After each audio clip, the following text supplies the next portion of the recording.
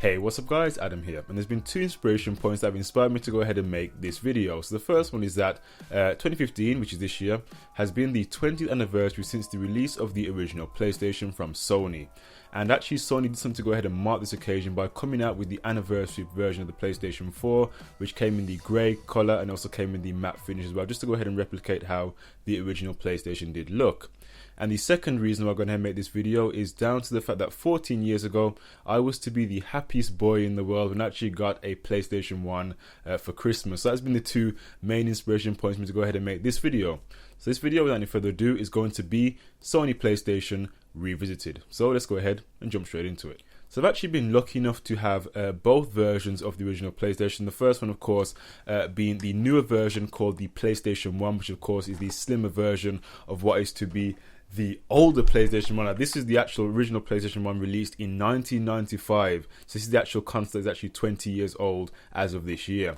So these are the two consoles that we're going to be taking a look at. So let's go ahead and take a look, of course, the grandfather, the original console, the PlayStation 1. Let's go ahead and take a look at the main features of that console. So of course, taking a look at the top of the actual device itself, you basically had all of your main input buttons. You had, of course, your reset button, you had your power button, and of course you had the open button, which allowed you to go ahead and open the actual disc tray, and of course the disc will be hidden inside the actual tray of the opening. So going ahead and closing that down, on the actual front of the device, we have, again, very simple here, we have our two controller inputs. Now the first one is, of course, going to be for player 1, second one is going to be for player 2 as marked according to the console, and you're also going to have two memory input slots as well. Now of course, if I remember rightly, you had something up to about the storage capacity of around about 8 megabytes, which of course is huge storage. Of course, no, it's not. It's really small storage in comparison to today's standards. We're talking about gigabytes and terabytes now, and this is talking about kilobytes and megabytes. So of course,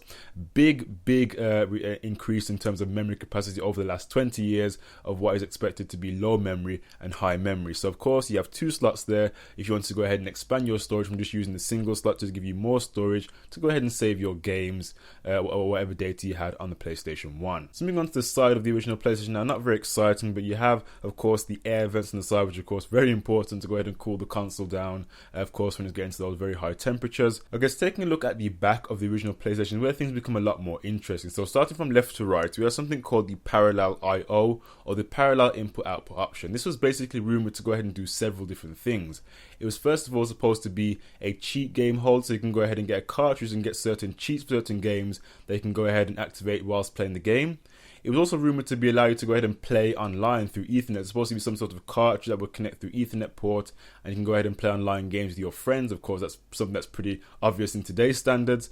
And then the final thing was supposed to be, it's supposed to allow you to go ahead and play DVDs on the PlayStation 1, because of course DVDs native on the PlayStation 1 were not supported. So there's supposed to be some sort of third-party cartridge that you're supposed to plug in the back of the PlayStation 1 to go ahead and allow you to go ahead and play DVDs. But the issue with this port is that it was just not as popular. It just wasn't doing the things it was supposed to do.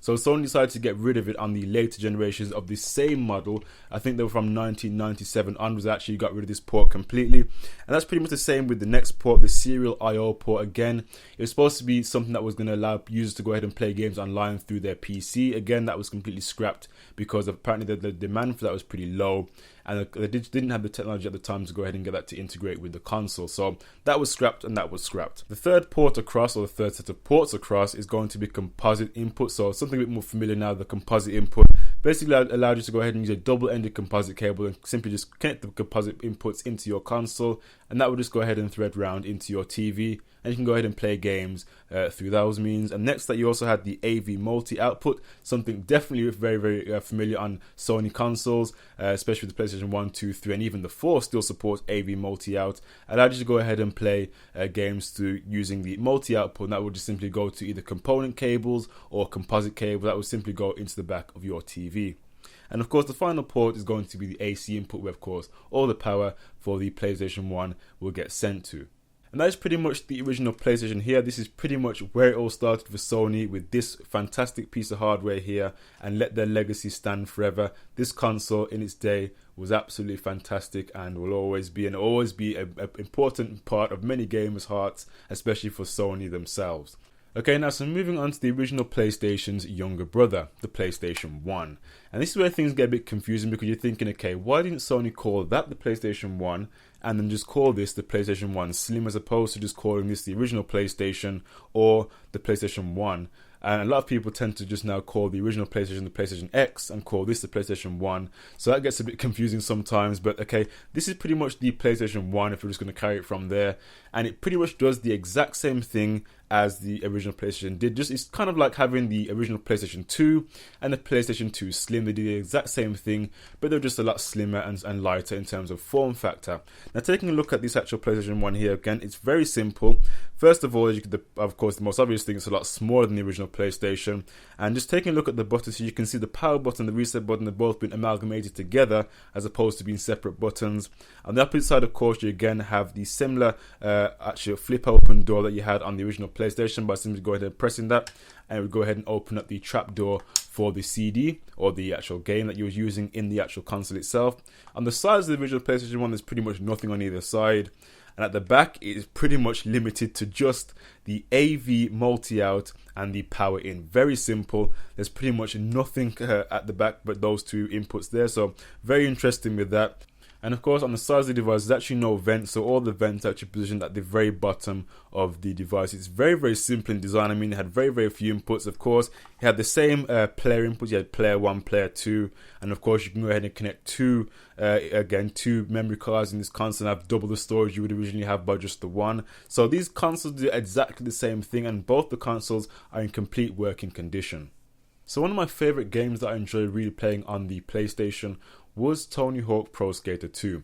I sunk a whole ton of hours into this game, as you can see on screen. It was a fantastic game. I really enjoyed playing it, and sometimes I actually play it on the PlayStation 3 from time to time again, just to get a feel of actually where my console gaming actually started. Mainly on that game, I sunk a lot of hours into that game and thoroughly enjoyed playing it as well. But I would always recommend for someone who has a collection like this of an older console, I would always recommend you go ahead and keep the collection. Don't go ahead and sell it off or flog it off to anyone or any old person that would just willing to take it, because these actually worth something. They're worth, sentimental value to a lot of people. And of course, in the long term, of course, they can be worth quite a bit. So I would always recommend holding on to these consoles. If you have any of the retro consoles, I always recommend holding on to those, because you never know.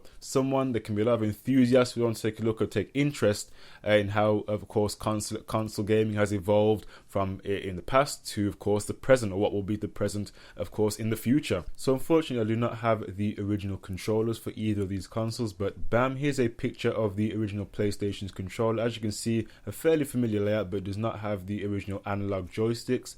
And then the second one, bang, here's a picture of the PlayStation 1's original controller, and that is when the joysticks are now implemented, and that's going to be pretty much used for all consoles that we see nowadays, all having the analog or joystick input in the controller. And anyway guys, that has pretty much been the PlayStation revisited video. I hope you enjoyed it. I hope you found it very interesting, something a bit different on the channel to go ahead and put forward to you guys.